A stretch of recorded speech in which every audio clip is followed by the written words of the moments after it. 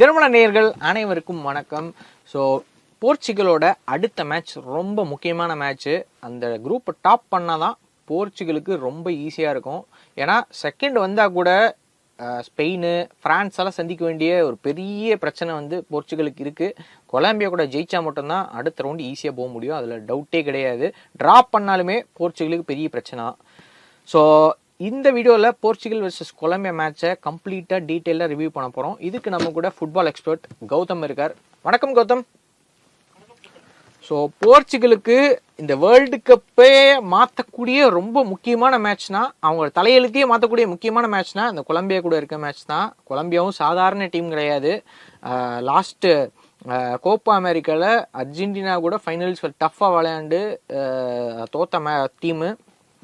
இந்த மேட்ச் அவங்க ஜெயிச்சா மட்டும்தான் அடுத்த ரவுண்டுக்குள்ளே போகும்போது ஈஸியாக இருக்கும் அவங்களுக்கு. குறிப்பாக ஃபஸ்ட்டு வந்துட்டாங்கன்னா அர்ஜென்டினாவை குவார்டர் ஃபைனல்ஸ் தான் சந்திக்க வேண்டி வரும். இடையில இருக்க 2 மேட்ச் ஈஸியாக போயிடும் போர்ச்சுகலுக்கு. ஆனால் அந்த சைடு செகண்ட் வந்துட்டாங்க போர்ச்சுகல் அப்படின்னா ஸ்பெயினை சந்திக்க வேண்டியது இருக்கும் 2 மேட்ச்லேயே. அப்புறம் அடுத்த மேட்ச் ஃப்ரான்ஸை சந்திக்க வேண்டியது இருக்கும். இந்த மாதிரி பெரிய பெரிய டீம்ஸ் முதல்ல வர ஆரம்பிச்சிடும். ஸோ அதனால் இந்த மேட்ச் ரொம்ப முக்கியமான மேட்ச்ங்கிறது க்ளீனாகவே தெரியுது. ஸோ போர்ச்சுகல் என்ன பண்ண போகிறாங்க? ஸோ இப்போ போர்ச்சுகல் வந்து அட்டாக்கிங்காக ஆடி ஆகணும், வேறு வழியே கிடையாது. ஃபர்ஸ்ட் மேட்ச் காங்கோ மாதிரியோ இல்லை உஸ்பெகிஸ்தான் மாதிரியோ அவங்க மேலே அட்டாக் தான் பண்ணாங்க. பட் அதை விட பெட்டர் அட்டாக். அவங்க வந்து ஒரு பெரிய டீம்ஸ் நம்ம சொல்லக்கூடிய இது கிடையாது. கண்டிப்பாக Colombia is going to be major threat. இப்போ எப்படி போர்ச்சுகல் வந்து பெரிய டீமை மீட் பண்ணக்கூடாதுன்னு நினைப்பாங்களோ அதே மாதிரி கொலம்பியாவும் நம்மளும் ரவுண்டு ப்ரோக்ரஸ் ஆகணும். பெரிய டீமை மீட் பண்ணக்கூடாதுன்னா அவங்களும் அட்டாக்கிங் ஃபுட்பால் ஆட போகிறாங்க. மேட்ச் ரொம்ப நல்லா இருக்க போது, நல்ல ஒரு ஸ்பீட் இருக்க போது இப்போ போர்ச்சுகலோட ஃபர்ஸ்ட் என்னன்னு பார்த்துருவோம். டிஃபென்சிவ்ல ஒரு சின்ன ஒரு மைனர் வீக் பாயிண்டா வருது. என்னன்னா இப்போ ரெனாட்டோ வைகா லெஃப்ட் சென்டர் பேக்ல ஒரு வீக்கா இருக்காரு. ஒரு ஏரியல் டியூவல்லையோ ஒரு த்ரூ பாஸ்லயோ வந்து கொஞ்சம் ஈஸியா டிஃபீட் ஆயிடுறாரு. அப்புறம் 1-on-1 டியூவல்லையும் கொஞ்சம் மிஸ் ஆகுறாரு. தாமஸ் அலோவோ அந்த இடத்துல வந்தா நல்லா இருக்கும்னு நான் ஃபீல் பண்றேன். பட் ஒரு மைனர் இன்ஜுரியில இருக்காரு. அவரு மேபி இன்னொரு 1-2 மேட்ச்ல இவங்க நல்லா விளையாண்டு கொடுத்தாருன்னா அவர் வந்துருவார். அது போக ரைட் சென்டர் பேக்ல ரூமன் டியாஸ் எக்ஸலண்டா விளையாண்டு அருமையா ஹோல்ட் பண்ணிட்டு இருக்காரு. எல்லாம் உங்களுக்கு சிட்டி தெரியும், சிட்டிலேயே நல்லா விளையாண்டுருப்பாரு. அப்புறம் பாத்தீங்கன்னா ஃபுல் பேக்ஸும் சரி, ஃபுல் பேக்ஸ் ஃபுல் ஃபார்ம்ல இருக்காங்க. நியூனோ மெண்டஸும் சரி, கேன்சலோவும் சரி, பொசிஷன் சேஞ்சிங்லயும் சரி, ஃப்ரீ கிக்ல பாத்தீங்கன்னா சரி, பேஸ் எல்லாத்துலயும் டாப் கிளாஸ்ல இருக்கிறாங்க. அதுல போர்ச்சுகலுக்கு ஒரு பெரிய பிளஸ் பாயிண்ட்னா எந்த ஃபுல் பேக்ஸுமே வந்துட்டு போர்ச்சுகல் அளவுக்கு ரொம்ப அக்யூரேட்டா பேசியா ட்ரிபிளிங் பண்ற அளவுக்கு எந்த டீம் மீட்டிங் இல்ல. ஃபுல் பேக்ஸ்னா பெஸ்ட் டீம்னா போர்ச்சுகல் தான். ரைட்டா? அது போக நல்ல பெஞ்ச்லயும் 2 பேர் நல்லா இருக்காங்க. நெல்சன் செமெடோ, டியேகோ டாலட் அவங்க வேற இருக்காங்க. அது ஒரு நல்ல ஒரு இதா இருக்கு. இப்ப பாத்தீங்கன்னா டிஃபென்சிவ் மிட்ஃபீல்ட்ல ஒரே ஒரு காம்பினேஷன் தான் வச்சிருக்காங்க. ஜோவா நெவஸும் விட்டினியோ மட்டும் தான் வச்சிருக்காங்க. கொஞ்சம் ஏதாச்சும் இவங்க 2 பேரும் வந்து பாத்தீங்கன்னா நெவஸ் வந்து செட் பீஸ்ல ஒரு ஹெட் பண்ணக்கூடிய ஆளு, அது போக கொஞ்சம் ஃபேக் ரன்ஸ் போகக்கூடிய ஆளு, எக்ஸ்சேஞ்ச் பொசிஷன் விளையாடக்கூடிய ஆள் ஜோவா நெவஸ். அது போக பாத்தீங்கன்னா விட்டினியா வந்து ஹோல்ட் ஆஃப் பிளேல இருக்காரு. இன்னும் கொஞ்சம் லாங் ரேஞ்ச் ஷூட் எடுக்கிற ரூபன் நெவஸ் எடுக்கக்கூடிய ஆள், அப்படி இறக்கலாம். அது போக பாத்தீங்கன்னா அட்டாக்கிங்ல இது ரொனால்டோ எப்படி ஃப்ரீ கிக்ல ஒரு ஃபேக் ரன் எடுத்தாரு அந்த மாதிரி ஆள் இது பண்ணக்கூடிய சாமு இருக்காரு. அந்த மாதிரி பிளேயர்ஸா யாராச்சும் ஒருத்தர் சேஞ்ச் பண்ணலாம். ஏன்னா இதே வந்து நீங்க 10 மேட்ச் 20 மேட்ச் ஒரே காம்பினேஷனோட போக முடியாது. இப்ப ஸ்பெயின் எடுத்தீங்கன்னாமே ராட்ரி, பெட்ரி மட்டும் இல்ல, ஃபேபியன் ரூயிஸ் இருக்காரு, மிச்சல் மெரினோ இருக்காரு, மாத்தி தான் விளையாடுறாங்க. சோ இத கொஞ்சம் சேஞ்ச் பண்ணணும்னு இருப்பேன். அட்டாக்கிங் மிட்ஃபீல்டு ப்ரூனோ பர்ஃபெக்ட்டா இந்த 2 மேட்சும் விளையாண்டுருக்காரு. அவர் மேல எந்த தப்பும் சொல்ல முடியாது. மிட்ஃபீல்டு வந்துட்டு இவங்க கிட்ட என்னன்னா மிட்ஃபீல்டு வந்து பயங்கர ஸ்ட்ராங். அதுவும் அந்த ஸ்லாட்ஸ் எல்லாமே ஆல்ரெடி ஃபிக்ஸ்டு ஆன மாதிரி தான் இருக்கு. நீங்க சொல்ற மாதிரி அவங்க மாத்துவாங்களா அப்படிங்கிறது தெரியல. சேஞ்சஸ் எங்க இருக்குன்னா இந்த விங்கில் தான் சேஞ்ச் இருக்கும் மேக்சிமம். ஒன்னா கன்சைசியோ இல்லை வந்து பெட்ரோனெட்டோ இல்லை வந்து பெர்னாடா சொல்லுவோம், அதில் சேஞ்ச் 3 பேர்த்துல சேஞ்ச் இருக்கும். இந்த சைடு பார்த்தா ரஃபேல் லியோ இல்லைனா ஜோ ஃபிலிக்ஸ் இதில் சேஞ்ச் இருக்கும். பெட்ரோனெட்டோ இந்த சைடு கூட ஆடலாம் அப்பப்போ. பட் இந்த சைடு ஆடும்போது அவர் நல்லா விளையாண்டார் லாஸ்ட் மேட்ச். அநேகமாக இந்த மாதிரி தான் அநேகமாக விங்கில் தான் சேஞ்ச் இருக்குமே தவிர பெருசாக சென்டர் பேக்கில் 1-2 சேஞ்ச் பண்ணலாம். பட் மிட்ஃபீல்டில் சேஞ்ச் பண்ணுவாங்கன்னு டவுட் இல்லை. ரைட்டா? ஸோ இது ஒரு இதாக இருக்கு. அப்புறம் பார்த்தீங்கன்னா கொலம்பியா சைடு அவங்க ரொம்ப ஸ்ட்ராங்காக இருக்காங்க. 3-1 போட்டிருக்காங்க. இது செகண்ட் நெக்ஸ்ட் மேட்ச் பார்த்தீங்கன்னா யார் உஸ்பெகிஸ்தான் 3-1. இது காங்கோ மேல 1-0 ஜெயிச்சாங்க. ஆக்சுவலி காங்கோ மேல நிறைய சான்ஸ் எடுத்தாங்க. ஒரு சின்ன ஸ்லைட் ஆஃப் சைடு நல்ல ஒரு சேவ்னால தான் 3-4 கூட ஜெயிக்கிறதுக்கு வாய்ப்பு இருந்துச்சு. ஆஃப் சைட்னால கொஞ்சம் மிஸ்டேக் ஆயிடுச்சு. இப்போ பார்த்தீங்கன்னா லூயிஸ் சைடு எக்ஸ்ட்ரீம் ஃபாஸ்ட்ல இருக்காரு. ஸ்ட்ரைக்கர்ல லூயிஸ் சுவர்ஸ் இருக்காரு. அட்டாக்கிங் மிட்ஃபீல்ட்ல ஜேம்ஸ் ராட்ரிகஸ் இருக்காரு. இப்ப பாத்தீங்கன்னா முனாஸ் வந்து கிறிஸ்டல் பேலஸ்ல எப்படி ரைட் விங் பேக் ஆடுவாரோ சேம் தான், டிஃபெண்டிங்ல கான்சென்ட்ரேட்டே பண்றது கிடையாது. ஃபுல்லு இவர் மாதிரி அகிமி மாதிரி ஆடிட்டு இருக்காரு.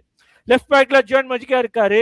அப்புறம் பாத்தீங்கன்னா மேபி எல்லா டீமுக்கு இருக்கிற வீக்னஸ் மாதிரி சென்டர் பேக்லயும் நல்ல நல்ல பிளேயர்ஸ் இருக்காங்க. இது டிஃபென்சிவ் மிட்ஃபீல்டர் கஸ்டாவோ புரேட்டா பயங்கர குவாலிட்டியான மிட்ஃபீல்டர், டிஃபென்சிவ் மிட்ஃபீல்டர். அப்புறம் லூயிஸ் டியாஸ் சூப்பரான பிளேயர், விங்ல பயங்கர த்ரெட்டா இருப்பார். லூயிஸ் சுவாரஸ் அவருமே வந்து நல்லா ஆடி இருக்காரு ஸ்ட்ரைக்கரு. ஸோ ஜேம்ஸ் ராட்ரிகஸ் வந்து அவர் தான் டீமோட டிக்டேட்டர்னே நம்ம சொல்லலாம். ஸோ அந்த அளவுக்கு டீம் வந்து அட்டாக் அண்ட் மிட்ஃபீல்ட் ரொம்ப நல்லா இருக்கு. டிஃபென்ஸ் பத்தி எனக்கு அவ்வளவா தெரியல, நீங்க சொல்லுங்க. டிஃபென்ஸ்ல டேனியல் முண்டோஸ் வந்து லாஸ்ட் மேட்ச் வந்து கோல் போட்டிருந்தாரு. ரைட் பேக் அவர் எப்ப அட்டாக் பாப்பாரு. டிஃபென்சிவ் வந்து என்னன்னா ஃபர்ஸ்டே இது பண்ண மாட்டாரு. இப்ப ஆப்போனன்ட் பொசிஷன் போயிச்சா டக்குன்னு இறங்கவே மாட்டாரு, ரொம்ப நேரம் வச்சிருக்காங்க. அப்புறம் தான் ஒரு ரைட் பேக் பொசிஷன் கோல் போட்டிருக்காரு. கிறிஸ்டல் பேலஸ்க்கு பார்த்தா அருமையான பெர்ஃபார்மன்ஸ் கொடுத்து பாத்தீங்கன்னா டைட்டில் ஜெயிச்சது, கான்ஃபரன்ஸ் லீக் ஜெயிச்சதெல்லாம் பாத்தீங்கன்னா ரொம்ப ஒரு முக்கியமான ஒரு பிளேயரா இருக்காரு. Centre backs and left back இவங்க டீம்ல எப்படி ஆடுறாங்க? அந்த இப்ப வந்து இப்ப வீக்னஸே அந்த இடத்துல ஸ்டார்ட் ஆகுது. பாத்தீங்கன்னா இப்ப ஜுவான் மொஜிசியா வந்து ஏகப்பட்ட கிளப் மாறி இருக்காரு.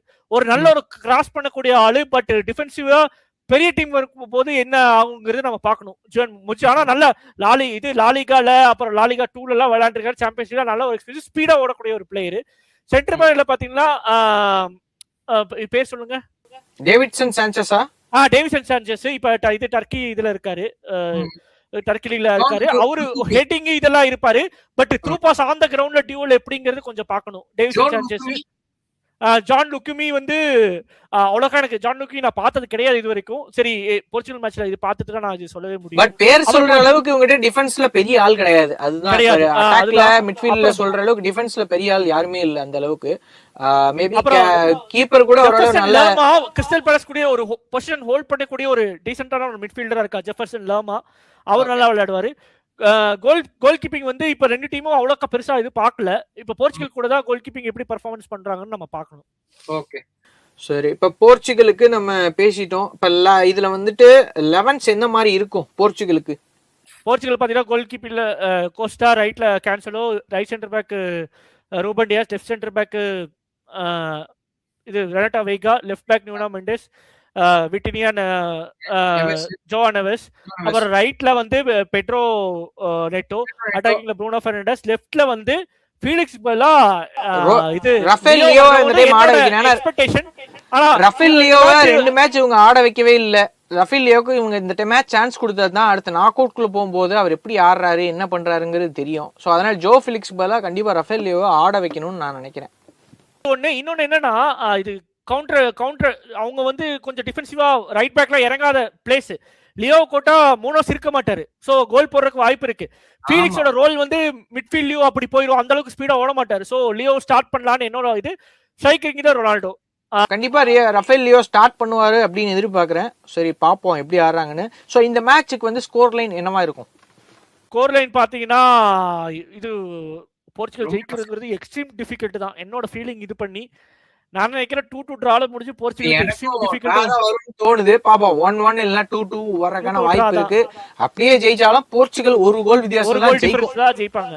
ரெண்டு டீமுமே அப்படிதான், கொலம்பியா இருக்கட்டும் யார் ஜெயிச்சாலுமே ஒரு கோல் டிஃபரன்ஸ் தான் ஜெயிப்பாங்க அப்படின்னு நான் நினைக்கிறேன். பட் இது ரொம்ப எக்ஸ்ட்ரீமான மேட்ச், ஸ்கோர் லைன் சொல்லவே முடியாது. மேபி டிரா தான் எக்ஸ்பெக்ட் பண்றோம் நம்ம.